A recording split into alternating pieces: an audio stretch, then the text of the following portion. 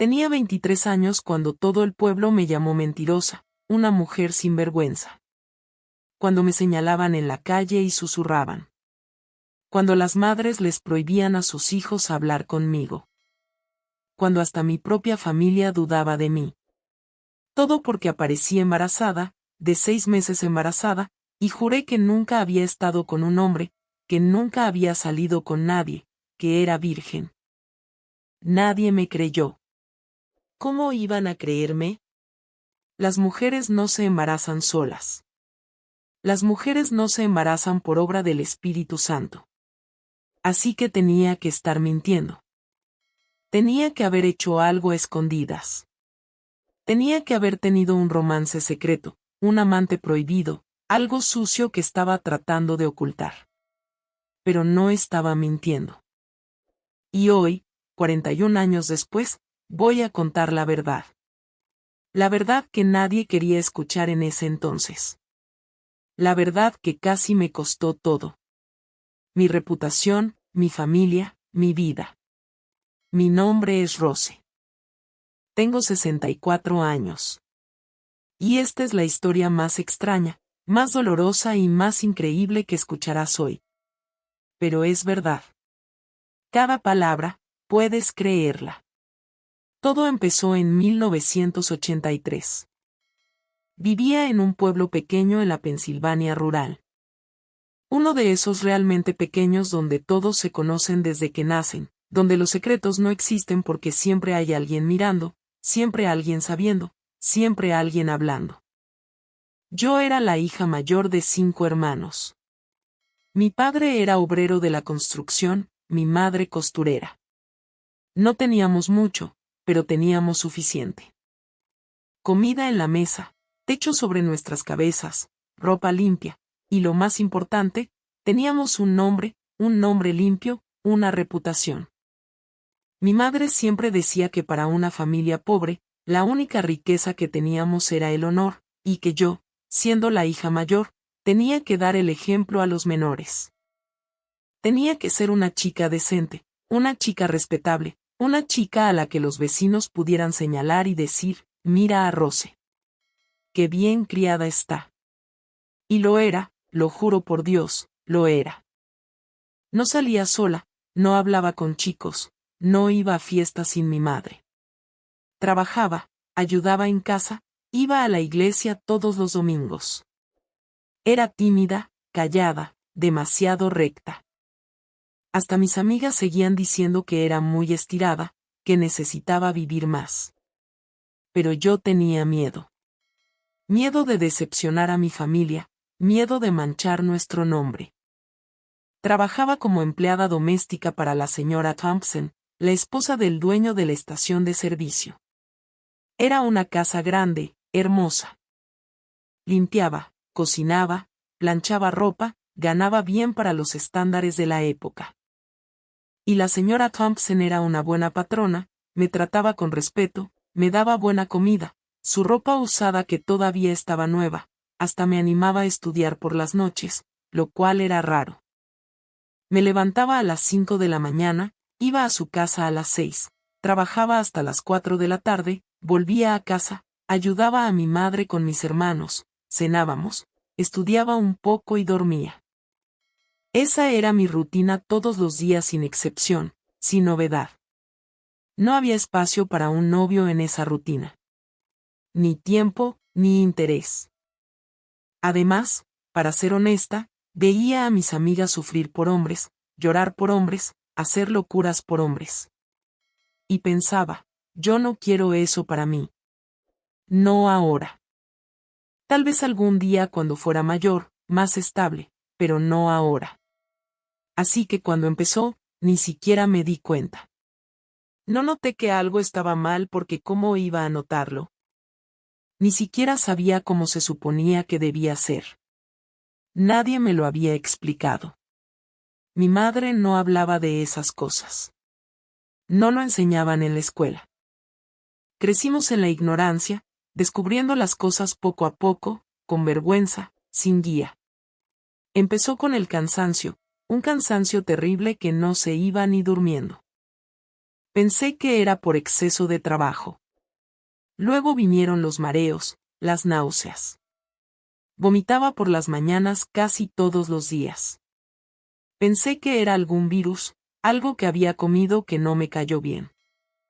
Mi vientre empezó a crecer, pero crecía despacio, ¿sabes? Y yo era muy delgada, muy delgada. Así que cuando mi vientre creció un poco, pensé que era porque comía mejor en la casa de la señora Thompson, que por fin estaba ganando peso, desarrollando un cuerpo de mujer. Seguía menstruando. Esto es importante. Seguía menstruando normalmente todos los meses. Entonces, ¿cómo iba a pensar que estaba embarazada? ¿Cómo iba siquiera a considerar esa posibilidad si nunca había estado con un hombre y seguía menstruando? Pasaron marzo, abril, mayo, junio y ahí estaba yo trabajando, viviendo mi vida sin sospechar nada. Fue en julio cuando mi madre se dio cuenta. Estábamos en el patio trasero tendiendo la ropa en el tendedero.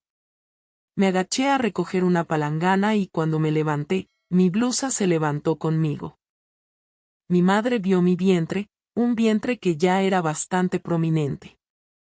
Se puso blanca, blanca como papel, dejó caer la ropa que tenía en las manos al suelo y vino hacia mí con esa mirada. Esa mirada que toda hija reconoce. Miedo, enojo, decepción todo a la vez. Rose, ¿estás embarazada? No era una pregunta. Era una afirmación. Y yo, me reí. Me reí porque pensé que era absurdo. ¿Embarazada? No, mamá, no estoy. ¿Cómo iba a estar embarazada? Señaló mi vientre. Eso no es grasa, Rose. Eso es un vientre de embarazada. He tenido 5 hijos. Sé lo que estoy viendo. Mi mundo se derrumbó justo ahí en ese preciso momento. Porque si mi madre lo decía, si mi madre, que había tenido 5 hijos, lo estaba viendo, entonces tal vez era verdad. Tal vez realmente estaba embarazada. ¿Pero cómo? ¿Cómo era posible esto? Mi madre me arrastró dentro de la casa, cerró la puerta con llave y empezó el interrogatorio. ¿Quién era el padre? ¿Cuándo había pasado? ¿Por qué lo había escondido? ¿Por qué había mentido? Y yo juré, llorando de rodillas con la mano en la Biblia. Juré que no había nadie, que nunca había estado con ningún hombre, que no sabía cómo había pasado. No me creyó. Por supuesto que no me creyó. ¿Quién me iba a creer? ¿Crees que soy idiota, Rose? ¿Crees que nací ayer? Dime quién es. ¿Es algún chico de la escuela? ¿Es alguno de los clientes de la señora Thompson? ¿Quién es? Nadie. Mamá, te lo juro por Dios, te lo juro por la vida de mis hermanos. Nunca he estado con nadie. Me dio una cachetada fuerte. Tan fuerte que caí al suelo. Y nunca me había pegado antes. Nunca. Pero en ese momento estaba tan fuera de sí, tan desesperada, que me pegó. Mentirosa. Has avergonzado a esta familia. Has destruido nuestro nombre. Mi padre llegó del trabajo y mi madre se lo contó. Se quedó callado, muy callado. Ese silencio pesado, peor que los gritos. Me miró con una tristeza tan profunda que quise morirme ahí mismo. Mis hermanos se enteraron. Todo el vecindario se enteró. En 2 días, todo el pueblo estaba hablando. Rose, esa santita, la que se portaba tan correcta, estaba embarazada y tenía el descaro de decir que no sabía de quién era, que nunca había salido con nadie. Empezó a surgir la versión. Todos inventaron una historia diferente. Que había tenido un romance con un hombre casado y lo estaba protegiendo. Que había sido abusada y tenía demasiada vergüenza de decirlo. Que había tenido sexo borracha en una fiesta y no se acordaba.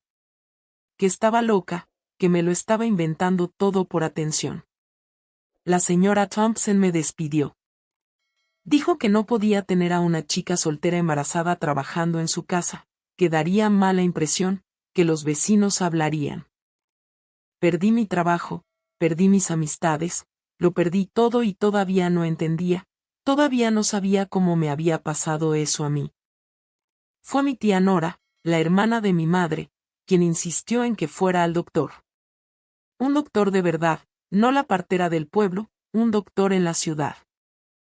Dijo que algo estaba mal, que no era normal que una chica embarazada de meses no supiera cómo se había embarazado. Mi madre no quería gastar el dinero. Dijo que no iba a tirar dinero en un doctor para que yo siguiera mintiendo. Pero mi tía insistió y pagó la consulta y el pasaje del autobús. Fue la primera vez que salí de ese pueblo. La primera vez que iba a un doctor privado, a un consultorio de verdad. Estaba tan asustada que me temblaban las piernas. El consultorio estaba en un edificio alto en el centro. Todo muy limpio, olía a desinfectante. La recepcionista me miró de arriba abajo cuando dije que estaba embarazada. Esa mirada de juicio a la que ya estaba acostumbrada a recibir. El Dr. Harrison era un hombre de unos 50 años. Cabello gris, lentes, bata blanca impecable. Me saludó cortésmente, pero podía ver que también me estaba juzgando. Otra chica que había cometido un error y ahora estaba pagando el precio. Me pidió que me acostara en la camilla de examen, hizo el examen, midió mi vientre, escuchó los latidos y confirmó. Estás aproximadamente de 6 meses de embarazo, 6 meses, medio año, y ni siquiera lo sabía. Preguntó lo mismo que todos preguntaban. ¿Quién es el padre? ¿Cuándo fue la última relación? ¿Usas algún método anticonceptivo? Y di la misma respuesta que le di a todos. Nunca he tenido relaciones, nunca con nadie. Se quitó los lentes, me miró con esa expresión que ponen los doctores cuando piensan que la paciente está mintiendo o está loca. Señorita, mire, llevo 25 años de doctor. He visto muchas cosas, pero las mujeres no se embarazan solas. Si está embarazada, es porque hubo una relación sexual. Podría haber sido hace mucho tiempo. Puede que no lo recuerdes bien. Puede que haya sido algo traumático que bloqueaste, pero pasó. Necesito que seas honesta conmigo para poder ayudarte. Estaba llorando. Llorando tanto que apenas podía hablar. Doctor, sé que no me cree. Nadie me cree, pero estoy diciendo la verdad. Nunca he estado con ningún hombre. Ni siquiera sé realmente cómo es.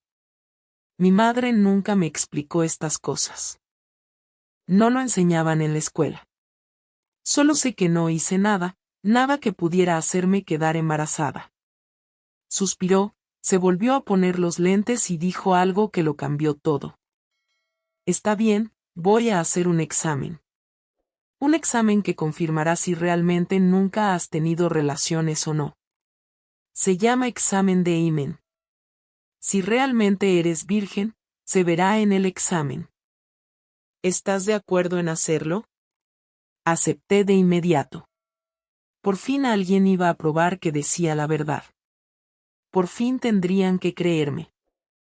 El examen fue incómodo, vergonzoso, pero lo soporté porque sabía que me salvaría mi reputación, mostraría a mi familia, mostraría a todo el pueblo que no era mentirosa. Después del examen, me pidió que me vistiera y me sentara. Pasó tiempo mirando los resultados. Demasiado tiempo. Y cuando finalmente habló, su voz era diferente, más suave, más respetuosa. Rose, necesito disculparme contigo. Estabas diciendo la verdad. El examen muestra que tu himen está intacto. Eres virgen. Empecé a llorar de nuevo, pero esta vez era de alivio. Alguien por fin me creía. Por fin había prueba. Pero entonces vino la pregunta que debía haber hecho antes. Pero doctor, si soy virgen, ¿cómo estoy embarazada? Se quedó callado otra vez, mirando los papeles, mirándome a mí, y vi algo en su cara. Confusión. Él tampoco lo sabía. Esto es extremadamente raro. Extremadamente. Pero hay casos documentados en la medicina, casos de embarazo sin penetración, casos donde hubo contacto íntimo suficiente para la transferencia de fluido, pero no hubo penetración completa. Es posible. Difícil, pero posible. No entendía contacto íntimo, fluidos, de qué estaba hablando. Rose, necesito que pienses con cuidado. ¿Alguna vez has estado a solas con algún chico?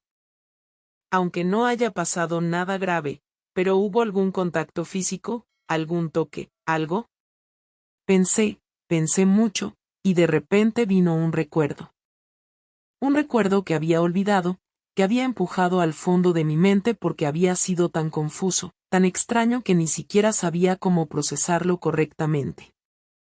Fue en febrero de 1983, 6 meses antes de que mi madre descubriera el embarazo. Tenía sentido con el tiempo. La señora Thompson había viajado por una semana, fue a visitar a su hija en Boston, y me pidió que durmiera en su casa mientras estaba fuera para cuidar la casa, los perros, las plantas. Dormí ahí 4 noches sola. Era la primera vez en mi vida que dormía sola en una casa, lejos de mis padres, lejos de mis hermanos, y me encantaba la libertad, el silencio, el espacio solo para mí. En la tercera noche, ya estaba dormida cuando escuché un ruido extraño que venía de la cocina. Pensé que era uno de los perros. Me levanté a ver. No era un perro. Era alguien, una persona, una figura. Grité, quise correr, pero la persona vino corriendo también, me agarró, me tapó la boca.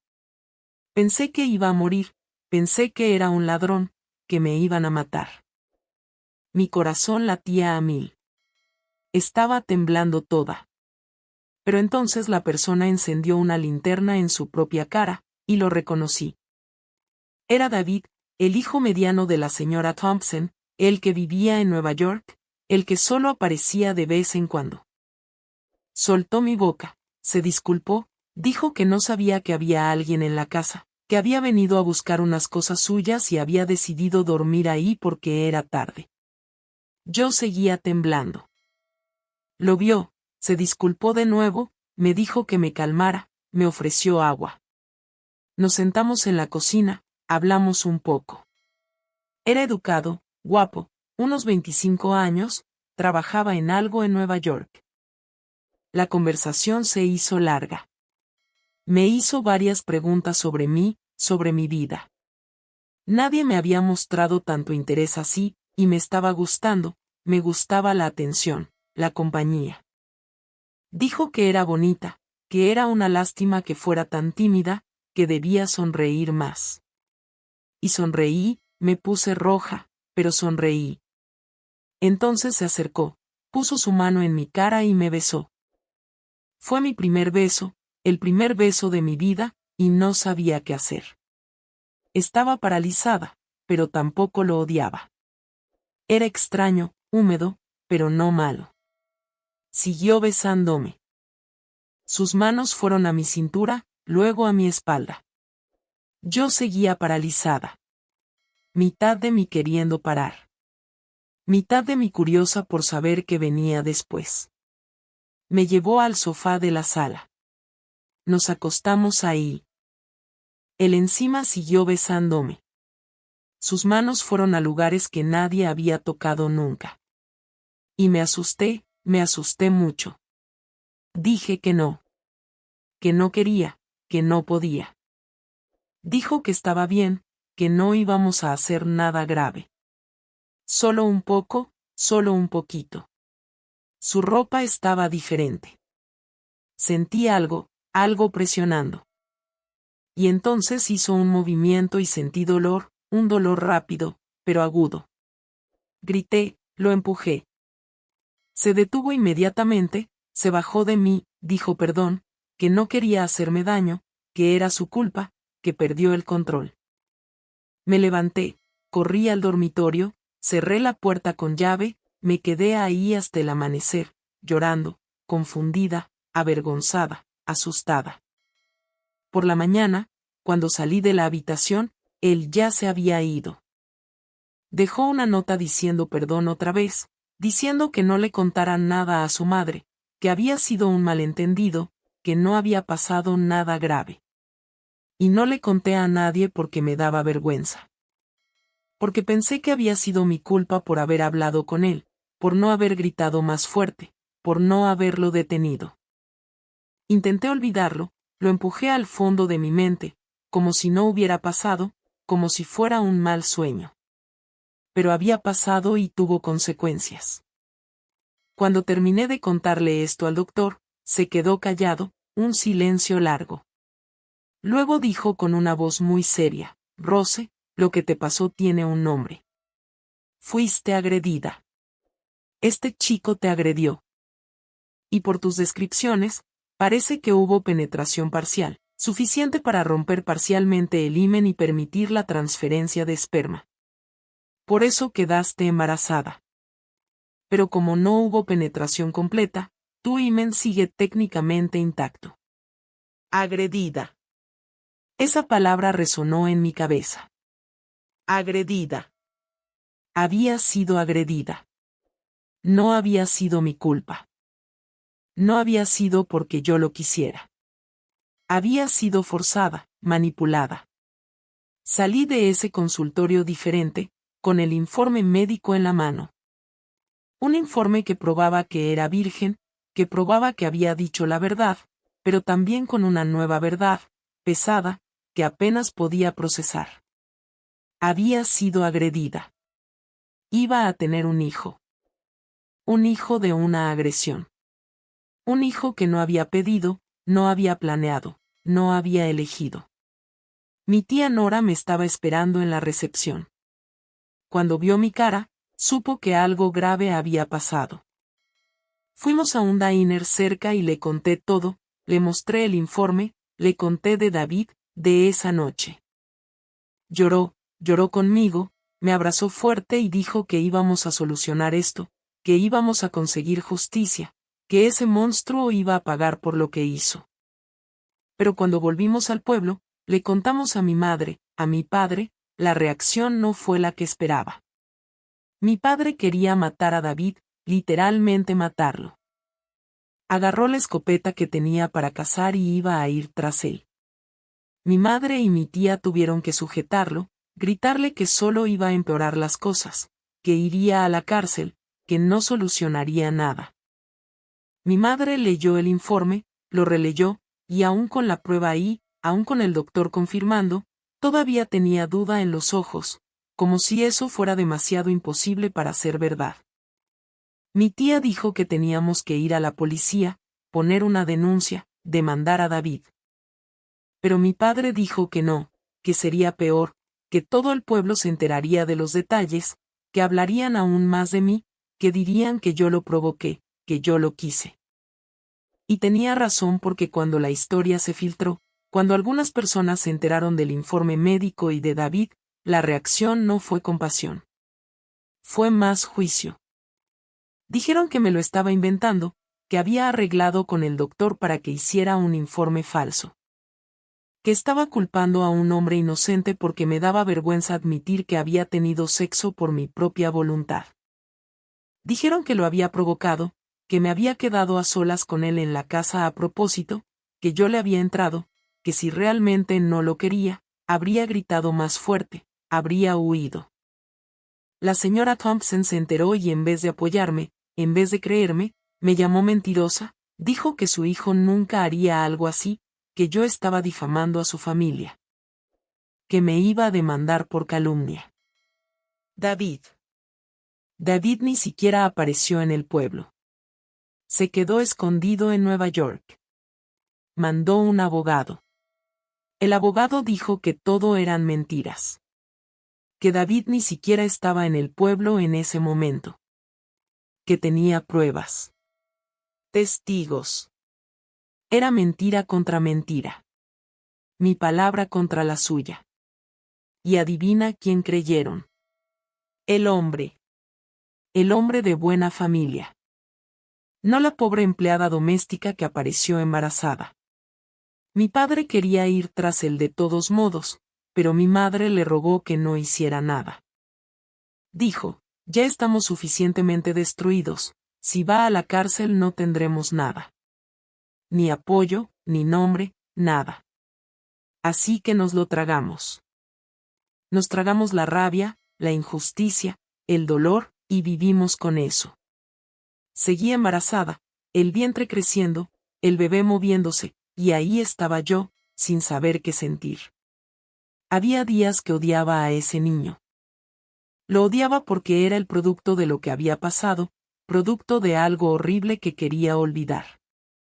Pero había días que ponía la mano en mi vientre y sentía esa vida ahí dentro y pensaba, no es su culpa. No pidió ser concebido así. Es inocente. La iglesia a la que había asistido toda mi vida me expulsó. El pastor dijo que era una mala influencia para las otras chicas, que no podía ir más a misa, no podía tomar la comunión hasta que me casara o probara que me arrepentía de mis pecados. Mis hermanos menores sufrieron en la escuela. Los compañeros se burlaban de ellos, decían que su hermana era esto, era aquello. Mi hermano del medio llegó un día a casa con un ojo morado. Había peleado con el chico que me llamó puta.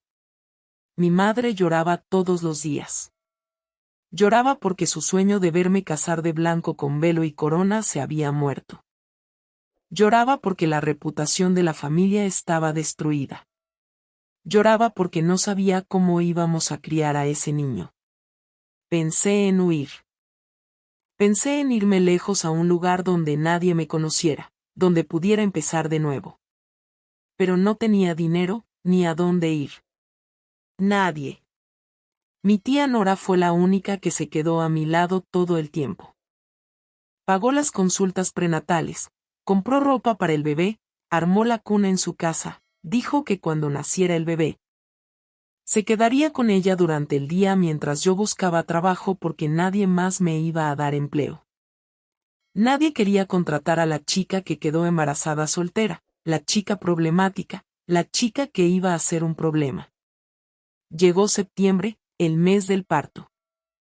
Estaba de 9 meses, pesada, cansada, asustada de lo que venía. Al amanecer del 15 de septiembre empezaron las contracciones. Mi madre me llevó al hospital, un hospital público, pequeño, precario, pero era lo que teníamos. El parto fue difícil, largo, doloroso. Grité tanto que me quedé ronca.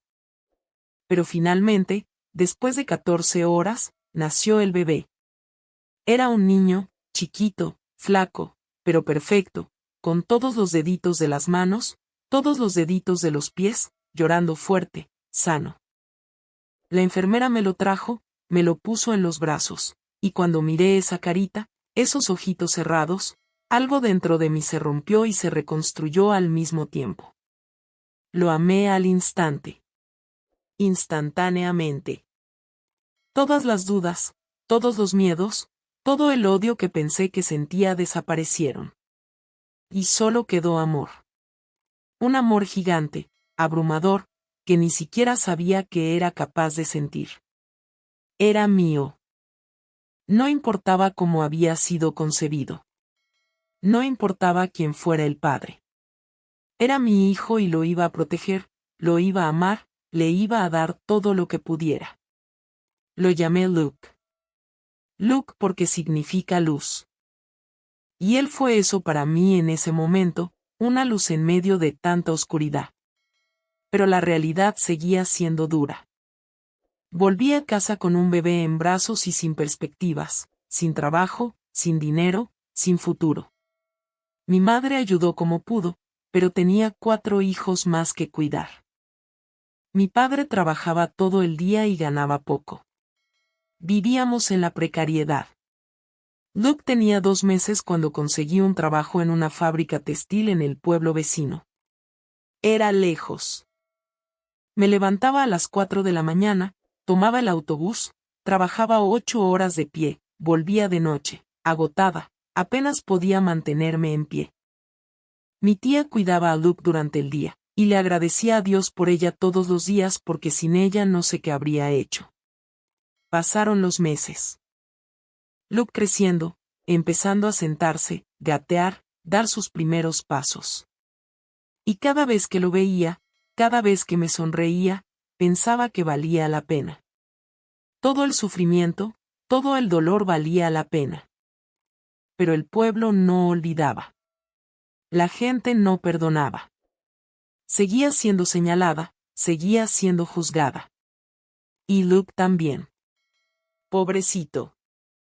No tenía la culpa de nada, pero ya cargaba el peso del juicio desde la cuna. Hubo una vez que estaba en la tienda de comestibles con él en brazos. Tenía unos 6 meses, sonreía a todo el mundo, feliz, hermoso, y una señora pasó por mi lado y dijo en voz alta para que todos oyeran: pobre niño nacido del pecado. Va a cargar esa maldición toda su vida. Sentí tanta rabia que quise gritar, quise maldecir, pero solo abracé más fuerte a mi hijo y salí de ahí llorando, pero en silencio. Luke tenía 1 año y medio cuando conocí a Joseph. Era 1985.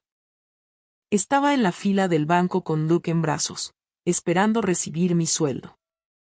Luke lloraba de hambre, de sueño, haciendo ese escándalo que hacen los niños pequeños. La gente en la fila me miraba con desaprobación. Una señora hasta murmuró algo sobre madres solteras que no saben criar bien a los hijos. Yo intentaba calmar a Luke, sudando, avergonzada, queriendo desaparecer. Fue entonces cuando se acercó un hombre, cabello oscuro, alto, con una sonrisa amable. Empezó a hacerle caras a Luke. Y Luke, que estaba gritando, dejó de llorar inmediatamente, empezó a reír.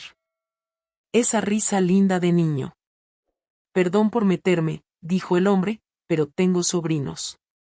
Sé cómo es. Los niños se aburren en la fila. Le agradecí algo torpemente, pero aliviada. Siguió entreteniendo a Luke hasta que me tocó el turno. Y cuando salí del banco, él estaba afuera esperando. Mira, sé que esto va a sonar extraño, pero te vi ahí adentro con tu hijo. Y estaba pensando, ¿te gustaría tomar un café? Solo café para charlar. Sin compromiso. Debí haber dicho que no. Debí haberme ido. Pero había algo en él, algo sincero, y hacía tanto tiempo que alguien era amable conmigo sin juzgarme que acepté. Fuimos a una panadería cerca. Luke se durmió en mi regazo, y Joseph y yo hablamos. Me contó que era mecánico, que tenía 28 años, que era de otro pueblo pero había venido a trabajar aquí, que vivía solo en una habitación alquilada. Y yo le conté mi historia, no todo, no de inmediato, pero le dije que era madre soltera, que las cosas eran difíciles, que trabajaba mucho y ganaba poco. Me escuchó sin juzgar, sin hacer preguntas indiscretas, y cuando nos despedimos, me pidió volver a verme, y dije que sí. Empezamos a vernos una vez por semana. Los domingos venía a la casa de mi tía donde pasaba las tardes con Luke, traía juguetes para Luke, jugaba con él y hablaba conmigo. Fue gradual. Despacio, sin prisa, iba ganando mi confianza, y yo me abría, contando más sobre lo que había pasado, sobre David, sobre cómo había quedado embarazada. Pensé que cuando lo supiera se iría, que pensaría que era demasiado problemática, demasiado complicada. Pero no se fue. Se quedó y dijo algo que nunca olvidaré. Rose, lo que te pasó no define quién eres.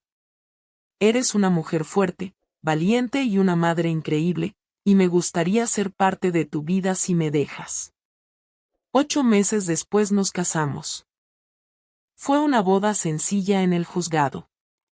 Testigos, mi tía Nora y un amigo suyo.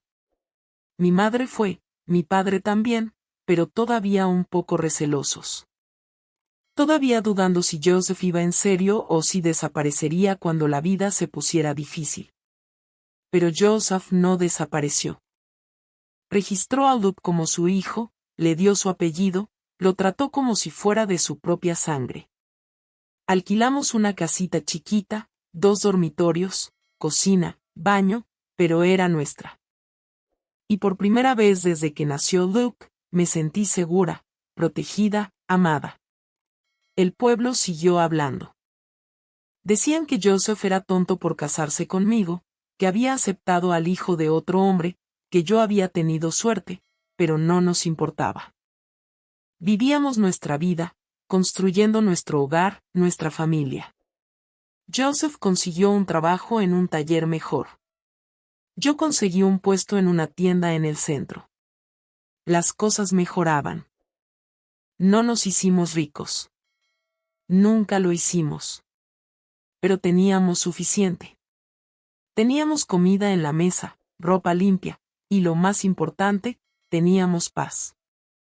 Luke creció llamando papá a Joseph porque eso era Joseph en todo menos en sangre.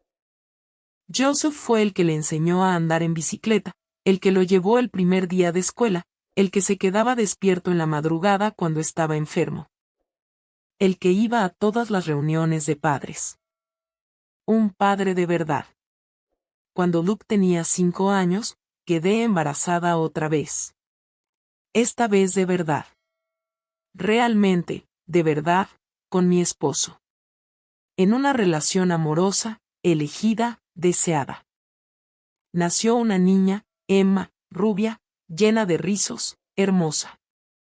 Y cuando la tuve en brazos por primera vez, recordé cuando tuve a Luke y me di cuenta de que el amor era el mismo. No había diferencia. Los amaba a los dos de la misma manera, con la misma intensidad. Luke adoraba a su hermanita, a veces estaba celoso, como todo niño, pero también era protector, cuidadoso, un hermano increíble. 2 años después llegó Mako, otro niño que se parecía a Joseph, y nuestra familia estaba completa. 3 hijos, una casa pequeña pero llena de amor, una vida que no era perfecta, pero era nuestra. Luke creció sin saber la verdad sobre su concepción. Pensamos que era mejor así. ¿Para qué cargarlo con ese peso? ¿Para qué contarle una historia tan dolorosa? Estaba feliz. Tenía un padre que lo amaba, tenía hermanos, tenía familia, y eso era lo que importaba. Pero cuando tenía 14 años, la verdad salió a la luz. Y no fue como hubiéramos querido. Fue en la escuela. Peleó con un compañero, y el compañero, enojado, gritó delante de todos: «Tu papá ni siquiera es tu papá de verdad. Tu mamá es una puta que quedó embarazada soltera y encontró un tonto que se casara con ella». Luke llegó a casa destrozado, llorando, gritando, preguntando si era verdad, si Joseph no era su padre, si yo le había mentido toda su vida. Joseph y yo nos sentamos con él y le contamos todo sobre lo que me había pasado, sobre cómo había quedado embarazada, sobre cómo Joseph me había elegido a mí, lo había elegido a él. No por obligación, sino por amor. Luke se quedó callado mucho tiempo. Y luego miró a Joseph y preguntó: ¿de verdad me quieres sabiendo que no soy de tu sangre? Joseph lo abrazó fuerte y dijo con la voz entrecortada: Luke, tú eres mi hijo. Un hijo no es quien lo hace. Es quien lo cría, quien lo ama, quien está presente. Y yo estoy aquí. Siempre he estado aquí y siempre estaré. Luke lloró, Joseph lloró, yo lloré. Lloramos juntos, pero de esa forma que hace bien, que limpia, que sana. Después de ese día, Luke fue diferente, más maduro, más consciente, y más agradecido. Empezó a valorar más a Joseph, a decir gracias por las cosas pequeñas, a abrazar más, a decir te quiero más seguido. Y me miró diferente a mí también, con más respeto, con más admiración, como si por fin hubiera entendido cuánto había luchado, cuánto había sufrido, y cuánto lo amaba. La vida siguió. Luke terminó la secundaria. Fue a trabajar con Joseph en el taller, aprendió el oficio, se convirtió en un mecánico excelente. Emma se hizo maestra. Michael se fue a estudiar a otra ciudad. Y yo seguí trabajando, seguí siendo madre, esposa, seguí viviendo. La gente del pueblo poco a poco olvidó. Esa vieja historia sobre Rose que quedó embarazada soltera perdió fuerza. Surgieron otros chismes. Otras personas se convirtieron en blanco.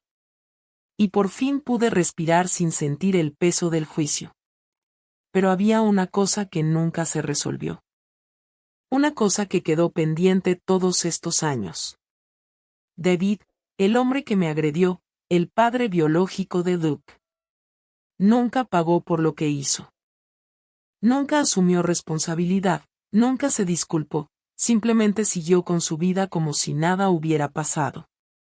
Fue en 2008, 25 años después de esa noche horrible. Luke ya tenía 25 años, era un hombre hecho y derecho, trabajaba, estaba comprometido, se iba a casar en 3 meses. Estaba en el mercado de agricultores comprando verduras cuando lo vi, a David. Después de todos esos años, estaba diferente, mayor, por supuesto, panza prominente, pelo escaso. Pero lo reconocí al instante. Esa cara, esos ojos, todo volvió de golpe. Esa noche, ese miedo, ese dolor. Mi corazón se aceleró. Mis manos empezaron a temblar. Quise correr, quise salir de ahí, pero mis pies no obedecieron. Estaba paralizada, mirándolo fijamente. Él me vio. Nuestros ojos se encontraron. Y vi reconocimiento en su cara. Sabía quién era yo. Y por una fracción de segundo, vi algo más. Culpa. Vergüenza. No sé. Pero rápidamente apartó la mirada y se alejó apresurado. Me quedé ahí temblando. El vendedor me preguntó si estaba bien, dijo que me veía pálida. Pagué las cosas como en piloto automático y me fui. Llegué a casa todavía temblando. Joseph lo vio, preguntó qué había pasado, y se lo conté. Le conté que lo había visto. A David, después de todos estos años. Joseph se puso furioso, quiso ir tras él, quiso hacer algo, pero le pedí que no hiciera nada, que lo dejara pasar.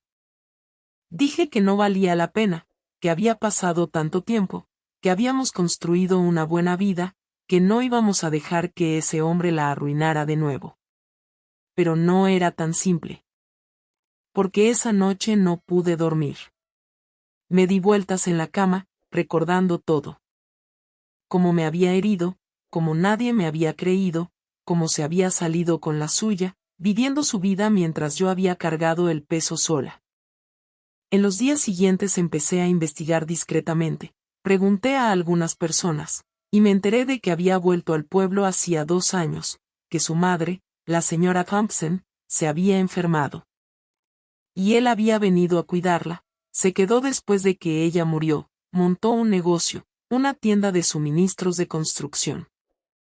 Y me enteré de más.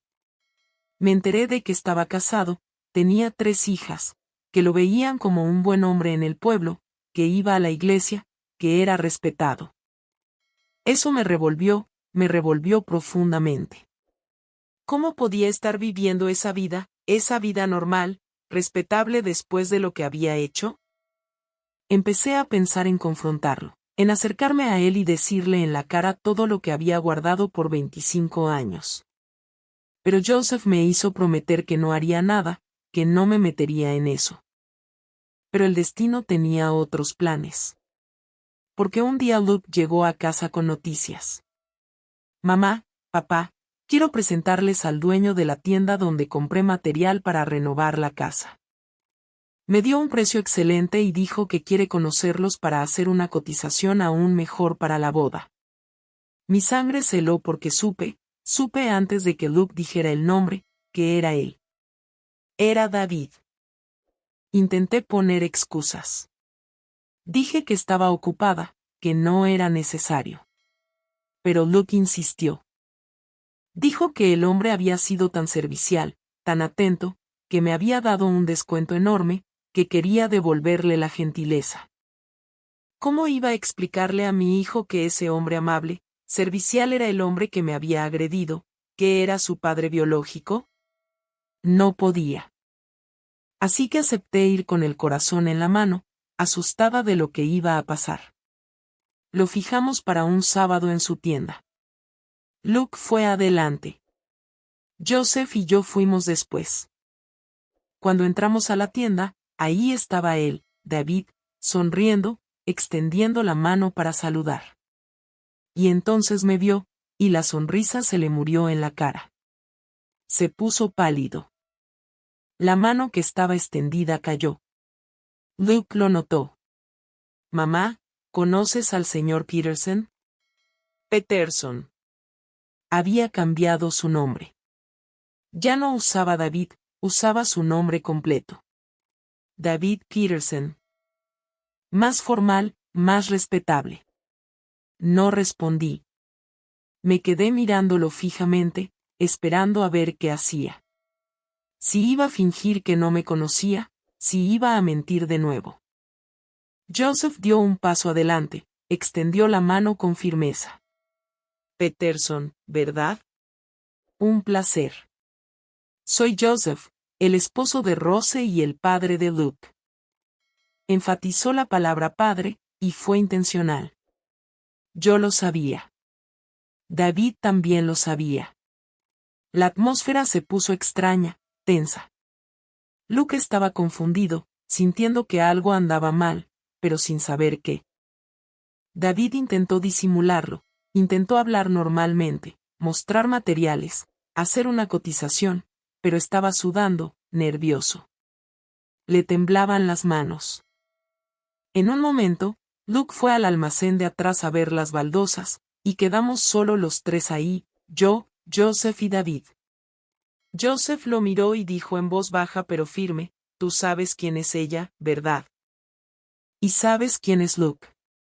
No era una pregunta. Era una afirmación.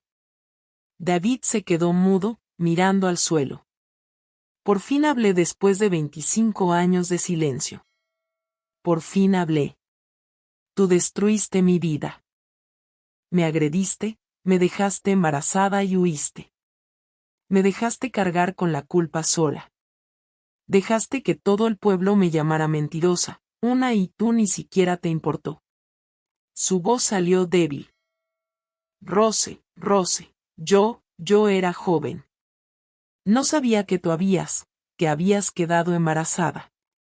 Lo juro, si hubiera sabido. Tú sabías. Tu madre te lo dijo. Todo el pueblo se enteró. Y mandaste un abogado a decir que yo estaba mintiendo. Que ni siquiera estabas en el pueblo. Mi madre lo mandó. No fui yo. Dijo que arruinaría todo, que perdería mi trabajo, mi vida en Nueva York. Me obligó. Joseph dio un paso amenazante hacia adelante. Obligó. Nadie te obligó a agredirme. Nadie te obligó a ser cobarde. Tomaste decisiones y huiste de las consecuencias. David estaba llorando ahora. Realmente llorando. Lágrimas corriendo por su cara. Lo sé. Lo sé. Fui un cobarde, que hice algo horrible y he cargado con esto todos estos años. Todas las noches lo pienso. Todas las noches me arrepiento. El arrepentimiento no cambia lo que pasó, dije. No me devuelve los años que perdí, la dignidad que me quitaron, el dolor que sentí. Siguió llorando, ahora de rodillas, literalmente de rodillas en el piso de la tienda. Perdóname, por favor. Sé que no lo merezco. Sé que nada de lo que diga va a cambiar lo que hice, pero perdóname. Te lo suplico. Luke volvió en ese momento, vio a David de rodillas llorando, a Joseph y a mí de pie ahí, y entendió aunque sin saber los detalles, entendió. Mamá, este es el hombre. Este es mi padre biológico. No necesité responder. Mi silencio lo dijo todo. Luke miró a David y su expresión fue de asco, de repulsión. Levántate de ahí. Ni siquiera mereces estar de rodillas. El que tiene que pedir perdón de rodillas eres tú a ella por toda su vida. David se levantó, intentó acercarse a Luke, intentó decir algo. Luke retrocedió. No me toques. Yo tengo un padre. Tengo un padre de verdad que me crió, que me amó, que estuvo presente. Tú no eres nada para mí. Nada. Salimos de esa tienda y nunca volvimos. Nunca volvimos a hablar con David. Y hasta el día de hoy, Luke se niega a llamarlo de otra forma que no sea ese hombre. Algunas personas del pueblo se enteraron de la confrontación. La historia se filtró de alguna manera y esta vez la reacción fue diferente porque habían pasado 25 años. La gente me había visto construir una vida, me había visto ser una buena madre, una buena esposa, una mujer trabajadora, honesta. Y David empezó a ser evitado. La gente dejó de comprar en su tienda, empezó a hablar, a juzgar, y sintió un poco de lo que yo había sentido todos esos años atrás. No voy a mentir y decir que eso me dio satisfacción. No la dio porque la venganza no cura, no borra el dolor, pero trajo algo. Trajo validación, confirmación de que yo había dicho la verdad, de que no era la villana de esa historia. Después de esa confrontación en la tienda, pensé que sentiría paz. Pensé que por fin haberle dicho todo en la cara, haberlo visto de rodillas pidiendo perdón borraría la rabia que había cargado por 25 años. Pero no la borró. Si acaso, se puso peor porque ahora lo había visto, lo había oído, había visto sus lágrimas, y una parte de mí, una parte pequeña pero presente, sintió lástima. Sintió lástima por un hombre que claramente cargaba con culpa, que había destruido su propia vida también de alguna forma. Y odié sentir lástima por él. Lo odié porque no lo merecía. Había tomado una decisión esa noche y luego tomó otra decisión cuando decidió negar todo. Huir. Dejarme sola con las consecuencias. Joseph vio mi lucha interna. Vio que me estaba consumiendo de nuevo. Que estaba volviendo a ese lugar oscuro donde había vivido tantos años atrás. Y no quería eso para mí. No quería que ese hombre tuviera poder sobre mí otra vez. Así que sugirió algo. Sugirió que buscáramos un psicólogo. Alguien que pudiera ayudarme a procesar todo eso. Todo ese dolor viejo que había enterrado pero nunca había sanado de verdad. Me resistí al principio. En mi época, en mi generación, no se hablaba de terapia. No se iba a un psicólogo. Nos lo tragábamos, lo guardábamos y seguíamos adelante. Pero Joseph insistió, y Luke también. Y por fin acepté. La psicóloga se llamaba doctora Christine, una mujer de unos 40 años, amable pero directa. No sentía lástima por mí, no me mimaba. Iba directo al grano, hacía las preguntas difíciles, las preguntas que duelen. En la tercera sesión, preguntó algo que nadie me había preguntado nunca. Rose, ¿alguna vez has pensado en perdonar? Me enojé de inmediato. ¿Perdonar? ¿Perdonar qué?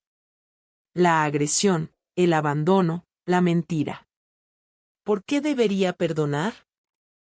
Esperó a que terminara mi arrebato y luego dijo con calma, perdonar no es decir que lo que hizo estuvo bien. No es olvidar. No es dejarlo libre de culpa. Perdonar es liberarte a ti misma. Es soltar la rabia que te está envenenando por dentro. Pero tengo derecho a estar enojada. Tengo derecho a odiarlo. Sí, lo tienes. Tienes todo el derecho. Pero dime algo. ¿Esta rabia te ha traído paz? ¿Te ha traído felicidad o solo más dolor? No pude responder porque la verdad era obvia. La rabia solo me había herido a mí, me había robado la paz, me había robado la alegría. Mientras David vivía su vida, yo sufría por él. Incluso 25 años después. La doctora me dio un ejercicio, me pidió que escribiera una carta a David, pero una carta que nunca enviaría. Una carta donde pusiera todo, toda la rabia, todo el dolor, todo lo que nunca había dicho, pero también al final que intentara encontrar alguna forma de perdón, aunque fuera solo para mí misma. Me tomó 3 semanas escribir esa carta. 3 semanas llorando sobre el papel, escribiendo, rompiéndolo, empezando de nuevo. Pero por fin la terminé. Y cuando la terminé, cuando escribí esas últimas palabras diciendo que perdonaba, no por él, sino por mí, algo dentro de mí se aflojó como un nudo que cargas por años y de repente se deshace. No envié la carta. La quemé, vi cómo se convertía en cenizas, y junto con esas cenizas solté algo del peso que cargaba. Perdonar a David no significó decir que todo estaba bien. No significó olvidar. Solo significó que no iba a dejar que lo que hizo siguiera hiriéndome. Que iba a vivir mi vida sin esa rabia pesada tirándome hacia abajo. Luke vio el cambio en mí. Vio la rabia que yo había soltado. Él odiaba a David con una intensidad que a veces me asustaba porque era el odio de un hijo protegiendo a su madre. El odio de alguien que ve sufrir a la persona que ama y no puede hacer nada. Un día me senté con él y le conté sobre la terapia, sobre la carta, sobre el perdón, y se indignó. ¿Cómo puedes perdonarlo, mamá? Después de todo lo que hizo, después de todo lo que sufriste. Le tomé la mano, lo miré a los ojos. Luke, no lo perdoné porque él lo merezca. Lo perdoné porque yo lo merezco. Merezco vivir sin este peso, sin esta rabia. Y tú también lo mereces. No naciste para cargar odio. Naciste para ser feliz. Lloró. Ese llanto de alguien que lleva algo demasiado pesado y por fin tiene permiso para soltarlo. Y poco a poco, él también lo fue soltando. No de la noche a la mañana. Fue un proceso, pero lo hizo. Mientras tanto, David siguió en el pueblo, pero era como si fuera invisible. La gente no le hablaba, no le compraba. Se había convertido en un paria, lo que yo había sido 25 años atrás. Hubo un día que mi tía Nora me dijo que lo había visto en la iglesia solo en el fondo rezando, llorando. Dijo que era lamentable. ¿Y sabes qué? Yo también sentí lástima. No el tipo de lástima que te hace querer ayudar, sino la lástima que sientes por alguien que destruyó su propia vida, que lo perdió todo por sus propias decisiones. Porque me enteré por conversaciones aquí y allá de que su vida tampoco había sido fácil. Que su matrimonio se había acabado cuando su esposa se enteró de lo que había hecho. Que sus hijas ya no le hablaban. Que lo había perdido todo. Casa, familia, respeto. Eso no borraba lo que me había hecho a mí. No lo justificaba, pero me hizo ver que el mal que hacemos regresa. Siempre regresa. Tal vez no inmediatamente. Tal vez toma 25 años, pero regresa. Fue en 2015, 7 años después de esa confrontación, que recibí una carta de él, de David. Casi no la abrí. Casi la tiré. Pero algo me hizo abrirla. Curiosidad, necesidad de cierre, no sé. La carta era larga, escrita a mano, temblorosa, letra irregular. Me contó sobre su vida, sobre cómo lo había perdido todo, sobre cómo ahora estaba enfermo, cáncer, etapa avanzada, sobre cómo iba a morir pronto, y pidió una vez más perdón. Pero esta vez fue diferente. No era la súplica desesperada de alguien que fue atrapado y quiere quitarse la culpa. Era la súplica sincera de alguien que sabe que va a morir y quiere irse en paz. Dijo que entendía si no quería responder. Que entendía si todavía lo odiaba. Que solo quería que supiera que se arrepentía. Que si pudiera volver atrás, haría todo diferente. Que yo no merecía lo que pasó. Que Luke no merecía nacer de esa forma. Que había sido un monstruo, pero que en los últimos momentos de su vida estaba intentando ser un poco mejor. Le mostré la carta a Joseph, a Luke, y les pregunté qué pensaban que debía hacer. Joseph dijo que era mi decisión, que me apoyaría en lo que yo eligiera. Luke dijo que no le debía nada a ese hombre, que ni siquiera merecía una respuesta. Pero no lo hice por él. Lo hice por mí. Escribí una carta de vuelta, corta, simple. Dije que lo había perdonado, no porque lo mereciera, sino porque yo merecía paz. Dije, espero que tú también encuentres paz, y que uses los días que te quedan para hacer las paces con tus hijas, para intentar arreglar lo que todavía se pueda arreglar. No le deseé suerte. No dije que todo estaba bien porque no lo estaba, pero le di lo que pidió, perdón. 3 meses después, mi tía me llamó. David había muerto solo en el hospital. Ninguna de sus hijas fue a verlo. Nadie fue al funeral excepto el personal del cementerio. Yo no fui. No iba a ir. Pero envié flores, flores blancas con una tarjeta que decía, solo descansa en paz. Luke me preguntó por qué había enviado flores. ¿Por qué le había dado esa dignidad? Y respondí, porque soy mejor que la rabia. Porque elijo ser mejor que el peor momento de mi vida. Porque puede que me haya quitado mucho, pero no me va a quitar mi humanidad. Hoy, en 2024, tengo 64 años. Luke tiene 41, está casado, tiene 2 hijos, trabaja en su propio taller mecánico, se convirtió en un buen hombre, un padre presente, un esposo dedicado, todo lo que su padre biológico nunca fue. Emma tiene 36, es maestra como siempre quiso, también casada, tiene una hija hermosa, y cada vez que la veo con su hija, me recuerdo a mí misma con ella. El amor instantáneo, la protección feroz. Michael tiene 34, es ingeniero, vive en otra ciudad, pero viene a visitarnos todos los meses, trae a su novia, habla de matrimonio, y estoy feliz, feliz de ver a mis hijos felices, realizados. Viviendo las vidas que eligieron. Joseph tiene 73 años ahora, está jubilado. De todos modos pasa sus días en el taller porque no puede estarse quieto. Juega con los nietos, me hace café por las mañanas, me trae flores todos los viernes. Después de casi 40 años juntos, todavía me trae flores. Y yo también me jubilé. Después de años de trabajar, por fin puedo descansar, cuidar la casa, los nietos, el jardín, las cosas simples que nunca tuve tiempo de apreciar. Pero lo más importante, por fin tengo paz. Paz de verdad. La paz que viene de haber enfrentado lo peor y haber sobrevivido. La paz de haber elegido el perdón en vez de la amargura. El amor en vez del odio. Pienso mucho en todo lo que pasó, en esa chica de 23 años que apareció embarazada sin entender cómo, en el juicio, en el dolor, en los años difíciles. Y no voy a mentir diciendo que valió la pena porque no valió. Nadie debería pasar por lo que yo pasé. Nadie debería ser agredida.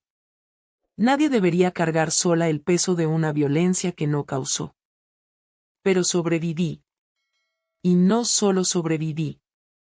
Viví. Construyo una vida, una familia, una historia que es mía y que nadie me puede quitar. Hubo momentos en que quise rendirme. Hubo noches en que lloré hasta que no me quedaban lágrimas. Hubo días en que me desperté sin querer salir de la cama. Pero me levanté todos los días. Me levanté por mí, por mis hijos, por la mujer que quería ser, por la vida que quería tener.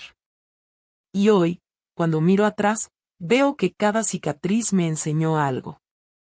Cada lágrima me fortaleció, cada juicio me hizo más resiliente. Luke me preguntó una vez si me arrepentía de haberlo tenido, si deseaba que esa noche nunca hubiera pasado. Y le dije la verdad. Ojalá la agresión nunca hubiera pasado. Ojalá me hubieran ahorrado ese dolor. Pero nunca, ni por un segundo, me arrepiento de haberlo tenido a él porque es lo mejor que salió de todo eso. Es la luz que nació de la oscuridad. Y esa es la cosa con la vida. La vida no es justa. Cosas malas les pasan a buenas personas, personas que no lo merecen, personas que hicieron todo bien, y aún así somos castigadas. Pero tenemos elecciones. Elegimos cómo reaccionar, cómo seguir adelante, si vamos a dejar que el dolor nos destruya o nos transforme. Yo elegí ser transformada, elegí usar mi dolor para ser más empática, más fuerte, más compasiva.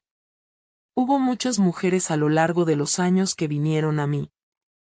Mujeres que pasaron por cosas similares, agresión, embarazo no deseado, juicio, y venían porque sabían que yo entendía, que no las juzgaría, que las abrazaría. Y abracé a tantas como pude, escuché historias, tomé manos, lloré con ellas, di consejos cuando me los pidieron, di consuelo cuando lo necesitaron. Porque si mi sufrimiento puede servir para ayudar a alguien, entonces no fue completamente en vano. Si mi historia puede hacer que una mujer se sienta menos sola, entonces valió la pena contarla. Y por eso le estoy contando hoy por primera vez públicamente después de 41 años guardando esto, guardando los detalles, la verdad completa. Porque hay mujeres viendo esto ahora que están pasando por algo similar, que fueron agredidas y nadie les creyó, que aparecieron embarazadas y fueron juzgadas. Que cargan la vergüenza de algo que no causaron. Y quiero que sepan. Quiero que escuchen de alguien que pasó por esto. No es tu culpa. Nunca lo fue. Nunca lo será. No importa qué llevabas puesto. No importa dónde estabas. No importa si bebiste, si estabas sola con él, si no gritaste lo suficientemente fuerte. No es tu culpa. La culpa siempre, siempre es de quien agredió, de quien violó, de quien hirió. Y si la gente no te cree, si tu familia duda, si todo el pueblo te juzga, tú todavía mereces ser escuchada, mereces ser creída, mereces justicia. Yo no tuve justicia legal. David nunca fue arrestado, nunca fue procesado, nunca pagó legalmente por lo que hizo. Pero pagó de otras formas. Perdió a su familia, perdió el respeto, perdió la paz. Y yo gané. Gané a una familia que elegí. Gané a una vida que construí. Gané a una paz que conquisté. Así que si estás pasando por esto ahora, si estás cargando este peso, quiero decirte que va a doler. Va a doler mucho. Pero vas a sobrevivir. Y más que sobrevivir, vas a vivir. Vas a encontrar personas que crean en ti, que te apoyen, que te amen por quien eres, no a pesar de lo que te pasó. Vas a tener días buenos. Días en que olvides el dolor. Días en que rías. Días en que mires alrededor y pienses, lo logré. Llegué aquí. Y vas a perdonar. No porque quien te hirió lo merezca, sino porque tú lo mereces. Mereces vivir sin cargar rabia. Sin cargar odio, sin cargar el peso de algo que no fue tu culpa. Perdonar no es olvidar. No es decir que todo está bien. Es simplemente soltar. Soltar para poder seguir adelante. Para poder ser libre. Me tomó 25 años aprender esto. 25 años cargando rabia. Espero que tú no tardes tanto. Espero que encuentres esa paz antes de lo que yo la encontré. Y para ti que estás viendo y nunca has pasado por esto, también tengo un mensaje. Cree en las mujeres. Cuando una mujer te dice que fue agredida, créela. No preguntes qué llevaba puesto. No preguntes si bebió. No preguntes por qué no gritó. Solo cree. Apoya. Abraza. Porque lo más doloroso que me pasó no fue la agresión en sí. Fue lo que vino después. Fue no ser creída. Fue ser juzgada. Fue cargar sola algo que debería haber sido cargado por quien lo causó. Si alguien me hubiera creído en ese momento, si alguien me hubiera apoyado sin juzgar, tal vez mi historia sería diferente. Tal vez mi dolor sería menor. Sé esa persona para quien la necesite. Sé la persona que cree, que apoya, que no juzga. Y si conoces a alguien que pasó por esto, no la trates como víctima. No la trates como digna de lástima. No la trates como rota. Trátala como sobreviviente porque eso es lo que es. Una guerrera, una luchadora, alguien que enfrentó el infierno y salió del otro lado. Hay una cosa que nunca le conté a nadie. Ni a Joseph, ni a Luke, ni a la doctora Christine, pero la voy a contar ahora porque creo que necesita ser dicha. Hubo un día cuando Luke tenía unos 3 meses que casi me rindo. Casi me rindo con todo, con la vida, con luchar, con seguir. Estaba sola en casa. Mi madre había salido. Luke estaba durmiendo. Y miré a ese bebito ahí, tan chiquito, tan frágil, dependiendo completamente de mí. Y pensé, ¿cómo voy a hacer esto? ¿Cómo voy a criarlo sola? ¿Cómo voy a darle una buena vida si ni siquiera puedo tener una buena vida para mí? Pensé en cosas malas ese día, cosas que no voy a detallar aquí. Pero las pensé. Las pensé en serio. Y entonces Luke se despertó, empezó a llorar, ese llanto de hambre. Y fui a él, lo levanté, empecé a amamantarlo, y dejó de llorar inmediatamente. Solo me miró con esos ojitos, agarrando mi dedo con su manita, confiando completamente en mí. Y me di cuenta de que si yo me rendía, él también se rendiría. ¿Qué si yo no luchaba? ¿Quién lucharía por él? Que yo era todo lo que él tenía y él era todo lo que yo tenía. Así que no me rendí ese día ni los días que vinieron después. Incluso cuando era difícil, incluso cuando parecía imposible, no me rendí. Te cuento esto porque sé que hay alguien viendo ahora que está en ese lugar oscuro donde parece que no hay salida. Donde parece que sería más fácil rendirse que seguir. Y quiero decirte, no te rindas. Por favor, no te rindas. Sé que es duro. Sé que parece que no va a mejorar, pero va a mejorar. Te lo prometo, va a mejorar. Puede ser mañana. Puede no ser el próximo mes. Puede tomar años. Pero va a mejorar. Y cuando mejore, vas a mirar atrás y vas a estar agradecido de haberte quedado, de haber luchado, de haber sobrevivido. Porque hoy, 41 años después de ese día en que casi me rindo, tengo una vida hermosa. Tengo hijos maravillosos, nietos, un esposo que me ama, una casa llena de amor y risas. Y nada de esto existiría si me hubiera rendido ese día. Nada. Así que aguanta. Solo un día más y luego uno más y luego uno más hasta que empiecen a aparecer los días buenos y van a aparecer. Te lo prometo. Otra cosa que quiero decirles a los hombres que están viendo, a los padres, a los hermanos, a los amigos, sean como Joseph. Sean el hombre que no huye cuando la situación es difícil. Que no juzga, que no abandona, que se queda, que ama, que apoya. Joseph no era perfecto. Ningún ser humano lo es. Tuvimos peleas, desacuerdos, momentos difíciles, pero se quedó. Siempre se quedó. Y eso hizo toda la diferencia. Demostró que un padre no es quien genera. Es quien cría, quien está presente, quien elige todos los días estar presente. Y para las señoras Thompson del mundo, Para las madres que protegen a sus hijos incluso cuando hacen cosas horribles, no están ayudando, están siendo cómplices. Cuando protegen a su hijo de enfrentar las consecuencias de sus acciones, no están siendo buenas madres. Están creando un monstruo. Están permitiendo que lastime a otras personas, a otras familias. Si la señora Thompson hubiera hecho que David asumiera responsabilidad en ese momento, si lo hubiera obligado a hacer lo correcto, tal vez la historia sería diferente. Tal vez no habría sufrido tanto. Tal vez Luke habría tenido un padre desde el principio. Así que no sean cómplices. Sean madres de verdad. Madres que enseñan responsabilidad, que enseñan que las acciones tienen consecuencias, que los errores hay que corregirlos. Y para terminar, quiero hablar de una última cosa. El chisme, el juicio, cómo tratamos a las personas.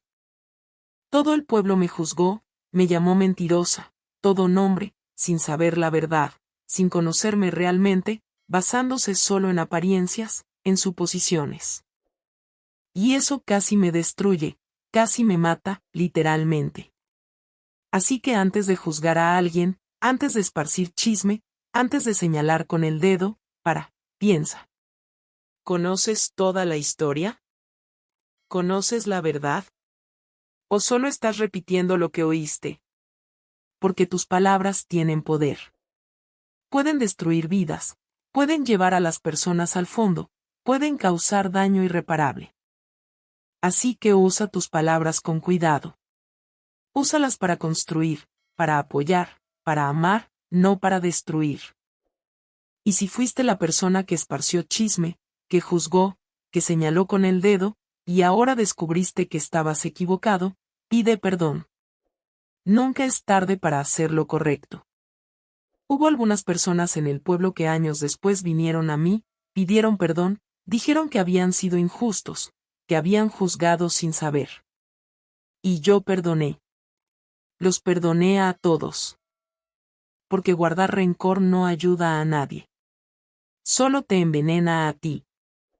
Hoy cuando camino por la calle, la gente me saluda con respeto, no con lástima, no con juicio, con respeto. Porque demostré que soy fuerte, que soy digna, que soy más que el peor momento de mi vida. Y tú también lo eres. Tú que estás viendo, tú que pasaste por algo similar. Tú que estás cargando vergüenza. Tú que estás cargando culpa que no es tuya. Eres más. Mucho más. Eres fuerte. Eres una guerrera. Eres una sobreviviente. Y tu historia no termina con el trauma. No termina con el dolor. Continúa. Y tú vas a escribir los próximos capítulos. Capítulos de superación, de amor, de vida plena. Yo escribí los míos. 41 años de capítulos después de esa noche horrible. 41 años de luchas, de victorias, de amor, de familia, de vida. Y mira dónde estoy hoy. Feliz, realizada, en paz. Tú también vas a llegar aquí. Puedes creerlo. Solo no te rindas. Nunca te rindas. Mi historia empezó con una mentira. La mentira de que había tenido sexo por mi propia voluntad. El chisme más cruel que inventaron sobre mí. Pero termina con la verdad. La verdad de que sobreviví, de que gané, de que soy más fuerte que cualquier cosa que intentaron hacerme. Y esta es mi historia. La historia de la chica que apareció embarazada sin haber salido nunca con nadie. La historia de la mujer que fue juzgada, rechazada, herida, pero que se levantó, que luchó, que ganó. Si esta historia tocó tu corazón, por favor suscríbete a El Diario de la Abuela, dale like y deja un comentario diciéndome desde dónde estás viendo. Tu apoyo significa todo para mí y me ayuda a seguir compartiendo estas historias importantes con todos ustedes. Gracias por escucharme, por oír mi verdad, por darme este espacio para finalmente contarlo todo sin miedo, sin vergüenza. Porque esta historia ya no es un secreto. Ya no es fuente de vergüenza. Es un testimonio. Un testimonio de que es posible sobrevivir. Es posible superar. Es posible ser feliz después del trauma. Y si yo pude, tú también puedes. Luke está aquí conmigo hoy mientras grabo esto. Quiso estar aquí, quiso apoyarme. Y cuando termine, me va a abrazar y va a decir lo que siempre dice: gracias por no rendirte conmigo, mamá. Gracias por darme vida, por luchar por mí.